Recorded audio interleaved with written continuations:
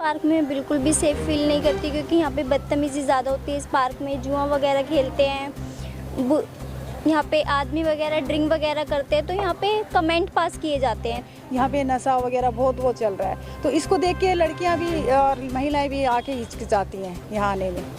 और आप लोगों का धन्यवाद जो आप लोग आए हो। और ये समस्या हमारे पार्क के यहाँ के आसपास के जितने भी क्षेत्रवासी हैं मादीपुर के, इस एरिया के जितने भी 92 होम इनके, तो उन्होंने सब ने मेरे एनजीओ के से हेल्प मांगी है कि इस पार्क में शराब बंद चलती है और जो इंजेक्शन होते हैं नशे वगैरह को जो भी वे लगाते हैं लड़के, और जुआ सट्टा वगैरह खेलते हैं, बदतमीजी करते हैं, आते जाते बहन बेटों पर छिटा कसी भी थोड़ी शिकायतें आई हैं। तो मैं चाहती हूँ मेरे एनजीओ के जितने मेंबर्स हैं हम सब मिलके इस पार्क का हम सुरक्षा के तहत कानूनी कार्रवाई की भी हमने डिमांड की है एप्लीकेशन के द्वारा।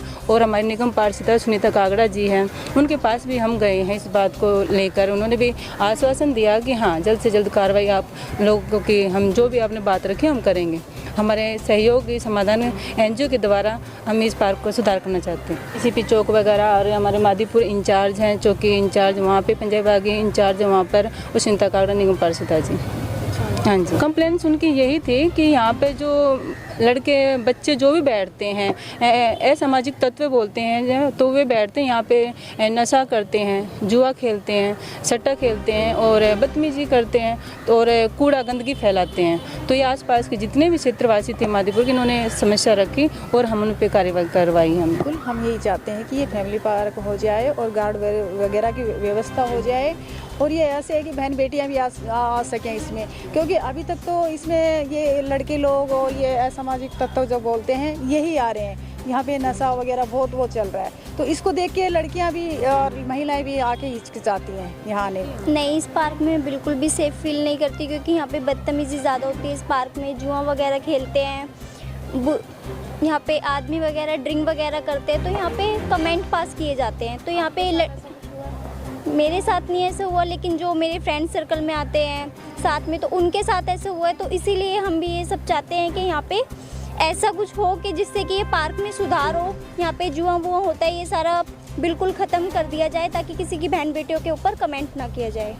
यहाँ की तरफ से टोका गया है लेकिन कोई कार्रवाई नहीं हुई है उनको लेके। क्या बोलते हैं जो लोग नशा करते हैं? वो ध्यान ही नहीं देते हैं या फिर बदतमीज़ी करनी, तो कोई बदतमीज़ी को क्यों फेस करना चाहेगा, तो इसलिए कोई इतना ज़्यादा ध्यान नहीं देता। और कंप्लेंट्स वगैरह की गई तो इतना कोई ध्यान नहीं हुआ। कार्रवाई नहीं कर रही है। पुलिस पे जाने से ज़्यादातर लोग डर जाते हैं। कोई मिलकर इकट्ठा होके कोई जाए तो फिर बात हो, क्योंकि एक की समस्या नहीं है, ये सबकी है। इसलिए ये हमारे सहयोगी, जैसे आपको पता है हमारे एनजीओ का नाम सहयोगी समाधान है, हमारे सहयोग से हम समाधान, एक छोटा सा प्रयास कर रहे हैं समाधान करने का यहाँ के।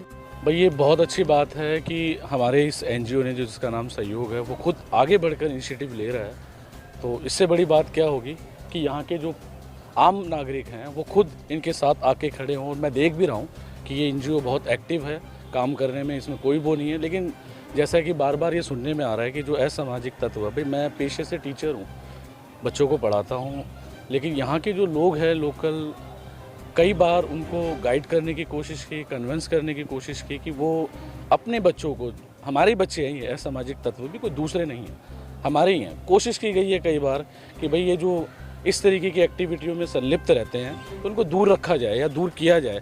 क्योंकि मैंने देखा है कि एक वो होता है बूंद बूंद घड़ा भरता है। अगर हम थोड़े थोड़े से प्रयास करें, जैसे सहयोग ने आज ये प्रयास किया, तो शायद मुझे लगता है कि ये बात अब आपके माध्यम से आगे भी जाएगी और जो इसकी पॉसिबल कार्रवाई होनी चाहिए वो होगी।